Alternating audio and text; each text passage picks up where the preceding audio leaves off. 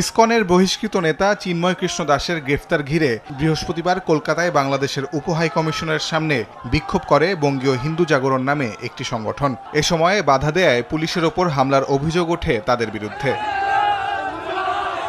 কলকাতায় বাংলাদেশ দূতাবাসের সামনে সহিংস বিক্ষোভ ও বাংলাদেশের পতাকা অবমাননার ঘটনায় নিন্দা জানিয়ে শুক্রবার বিবৃতি দিয়েছে পররাষ্ট্র মন্ত্রণালয়, যেখানে বলা হয় পুলিশের ব্যারিকেড ভেঙে উপহাই কমিশনের সামনে জড়ো হন বিক্ষোভকারীরা। এমন ঘটনার পুনরাবৃত্তি যেন না হয় সে বিষয়ে খেয়াল রাখার পাশাপাশি বাংলাদেশি কূটনীতিক ও দূতাবাসগুলোর নিরাপত্তা ব্যবস্থা জোরদারের আহ্বান জানানো হয় বিবৃতিতে।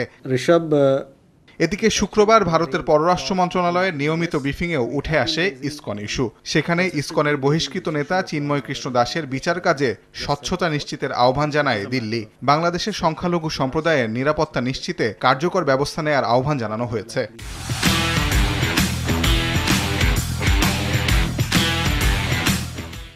Situation of minorities, Hindus and minorities in Bangladesh is concerned, and we have raised this matter with Bangladesh that they must take responsibility of protecting the minorities and safeguarding their interests, providing for their safety and security.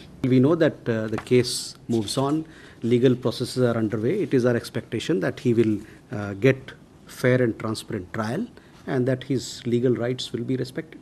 অন্তর্বর্তী সরকারের সঙ্গে সংখ্যালঘু ইস্যুসহ দ্বিপক্ষীয় নানা বিষয়ে নয়াদিল্লি আলোচনা অব্যাহত রেখেছে বলেও জানায় ভারতের পররাষ্ট্র মন্ত্রণালয়। তাজওয়ার মাহমুদ, সময় সংবাদ, ঢাকা।